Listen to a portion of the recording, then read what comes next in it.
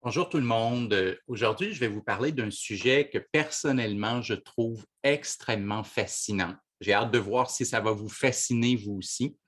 Les vies antérieures, le karma, et est-ce que c'est possible, à l'aide d'une carte du ciel, de notre thème de naissance, de connaître et comprendre notre vie antérieure la plus importante? Et moi, je pense que oui. Alors, nécessairement, c'est toujours une question de croyance personnelle. Je ne peux pas vous jurer que les vies antérieures existent. Je ne peux pas jurer de l'existence de la réincarnation. On n'a pas une preuve absolue. Personne n'a une preuve absolue. Mais j'ai tendance à penser que ça existe. Je ne sais pas ce que vous en pensez. J'ai remarqué en astrologie, après avoir fait plusieurs lectures, apprentissages, que les nœuds lunaires sont particulièrement représentatifs de notre vie antérieure la plus importante et que les nœuds lunaires, ils ont une très, très grande influence sur notre thème natal. Et je vais vous montrer aujourd'hui, un peu plus tard dans la vidéo, je vais vous montrer l'exemple d'une célébrité où est-ce que ces nœuds lunaires ont été activés dans le ciel et que son karma s'est manifesté, qu'une de ses vies antérieures lui est presque revenue à la mémoire et comment ça a été un événement important pour lui. Alors, manquez pas ça, là, ça va être intéressant. Puis, la vidéo, vous allez aussi pouvoir vous en servir pour essayer d'identifier, vous, à quel moment de votre vie antérieure s'est manifestée et à quel moment de votre vie dans le futur est-ce que ça va se passer. Alors, comme je vous disais, les nœuds lunaires, pour moi, ça a vraiment, vraiment pris de plus en plus d'importance. Quand j'ai commencé à faire de l'astrologie, je ne les utilisais même pas. J'ai découvert ça au travers des enseignements de Stephen Forrest et ça a beaucoup, beaucoup changé ma vision de l'astrologie, ce que ça a apporté. Je vous dirais qu'aujourd'hui, quand je prépare une consultation astrologique, c'est certain que je regarde le soleil, la lune, l'ascendant, les aspects majeurs, le maître de l'horoscope, mais vous savez quoi? C'est rendu que je porte autant d'attention aux nœuds lunaires que j'en porte, par exemple, au Soleil et à la Lune. Alors, c'est majeur, là. C'est quelque chose, c'est un point qui est vraiment, vraiment important pour moi dans la préparation d'une consultation avant qu'un client vienne me voir. C'est magistral. D'ailleurs, si vous êtes intéressé à savoir ce que je fais pour préparer une consultation en astrologie avant qu'un client vienne me voir, vous pouvez cliquer sur le petit i qui apparaît dans le coin de l'écran. J'ai fait un guide PDF gratuit qui vous montre les 5 étapes que je fais toujours avant de recevoir un client en astrologie. Alors, si vous êtes curieux, vous pouvez le télécharger. Alors, comme je vous disais, pour moi, c'est un point qui est vraiment, vraiment important. Il concerne les vies antérieures et à certains moments, on peut voir que les vies antérieures vont se manifester. Je voulais vous le présenter au travers d'une célébrité. Et cette célébrité, c'est David Copperfield. Est-ce que vous vous souvenez, David Copperfield, ce magicien américain considéré comme le plus grand magicien de tous les temps? Il a fait disparaître un train, un avion, il a traversé la Grande Muraille de Chine et au début des années 80, il a même fait disparaître la Statue de la Liberté devant des gens choisis au hasard qui assistaient en direct. Donc, ça a été filmé, mais il y avait carrément des gens sur place et il a fait disparaître la Statue de la Liberté. C'était la plus grosse disparition qu'un magicien a jamais fait à vie. Alors, il est considéré comme le plus grand magicien de tous les temps. D'ailleurs, il était adolescent et dès l'adolescence, il a été engagé par des universités pour aller enseigner la magie à des gens qui avaient 40, 50, 60 ans. Alors, il avait peut-être 16 ou 17 ans et déjà, il était considéré comme le meilleur magicien au monde. Donc, vous voyez quelqu'un qui c'est quand même très particulier. Et dans sa biographie, David Copperfield raconte qu'il était enfant intéressé à être ventriloque. Donc, il aimait, vous savez, la ventriloquie, là, vous avez une espèce de poupée et puis vous la faites parler, mais en fait, c'est vous qui parlez, mais c'est une technique de projection de voix. Ça donne l'impression que c'est vraiment la poupée qui parle alors que c'est le ventriloque qui est en train de le faire. Ben, David Copperfield, c'était un hobby quand il était enfant, il aimait ça et ses parents lui avaient offert une poupée, peut-être un peu plus bas de gamme pour qu'il puisse commencer à faire ses débuts. Et à un certain moment, c'est devenu plus sérieux. Donc, ses parents se sont dit, on va aller t'acheter une bonne poupée de ventriloquie, vraiment une poupée un peu plus professionnelle. Et donc, ils ont cherché à New York qui vendait des poupées de ventriloque. et ils en ont trouvé dans une boutique de magie. Donc, la boutique, elle était principalement une boutique de magie, mais elle vendait aussi ses poupées de ventriloque. Et David Copperfield, il raconte qu'à 9 ans, il est entré dans cette boutique à New York et qu'en quelques secondes, il a été submergé par un sentiment extrêmement étrange. Il a eu l'impression qu'il avait déjà été à cet endroit dans une ancienne vie. C'était comme s'il connaissait les lieux, il connaissait les accessoires, il connaissait les couleurs et tout, et il s'est senti immédiatement à sa place. Ils n'ont jamais acheté de poupée de ventriloque parce qu'ils s'en fichaient, mais maintenant, éperdument, il venait de tomber exactement à l'endroit où il devait être, comme s'il y avait toujours été, finalement. Et il a acheté, au lieu de la poupée de ventriloque, il a acheté des accessoires de magie. Et en quelques semaines, il épatait les propriétaires de cette boutique parce qu'il était déjà meilleur que certains magiciens professionnels qui avaient plusieurs années d'expérience.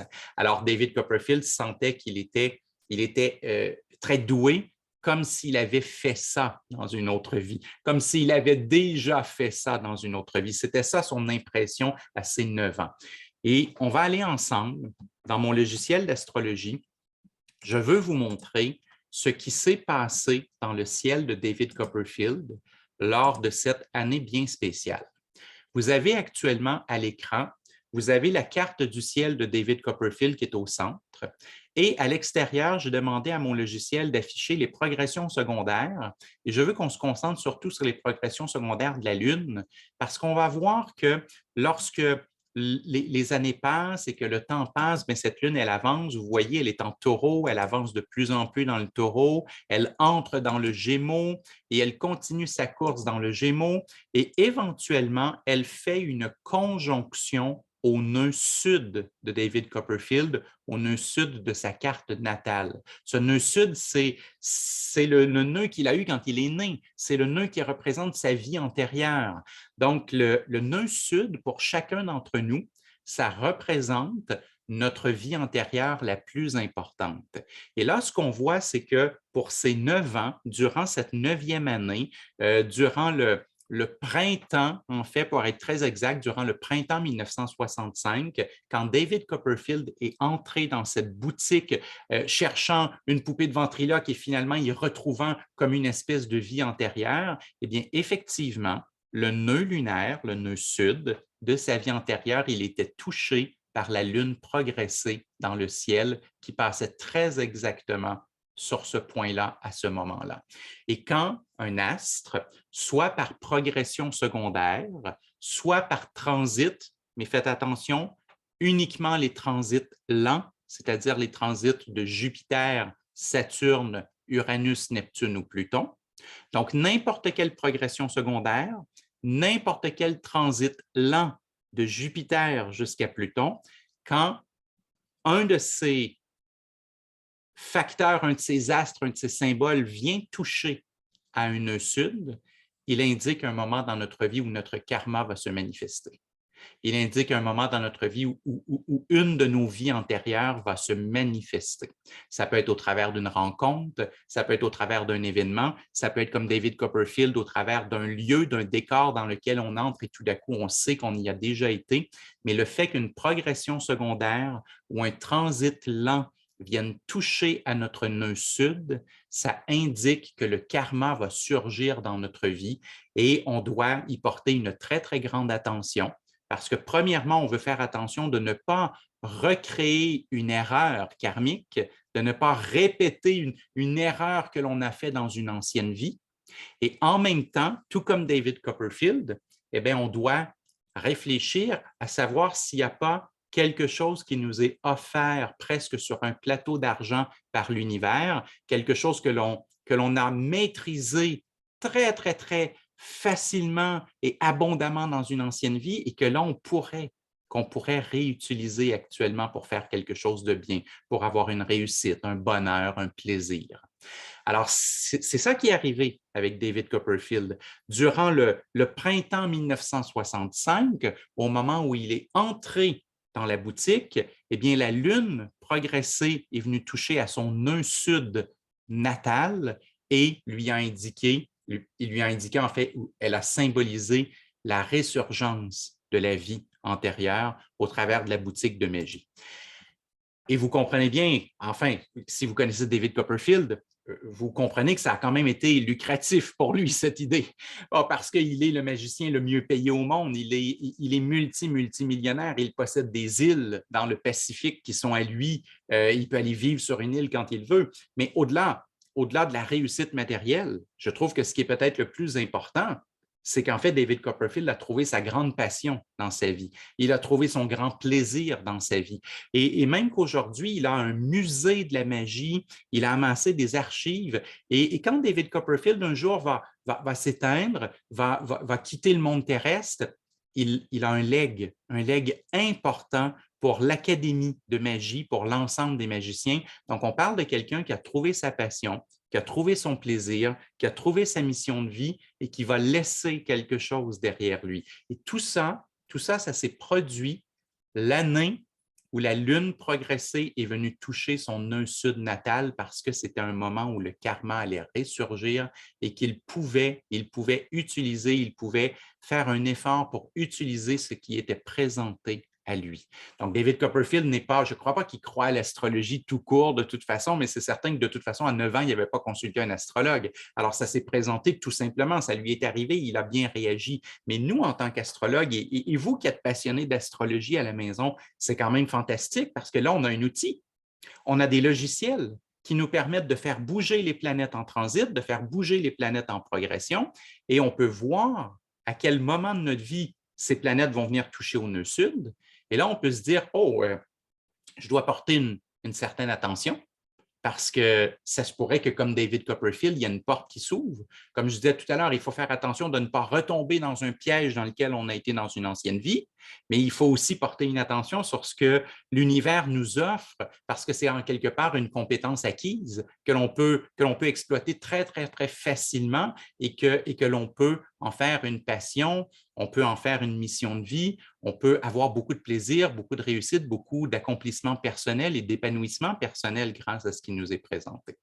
Alors, j'imagine que vous allez tous aller inspecter votre carte du ciel, vous allez tous aller voir dans votre passé, dans votre futur, à quel moment il y a une planète en transit lent ou une planète en progression secondaire qui est passée sur votre nœud sud. Imaginez-vous que c'est une coïncidence, une synchronicité. J'ai lu cette anecdote sur David Copperfield très, très récemment et il se trouve que cette année, j'ai tout comme lui le passage de ma lune progressée.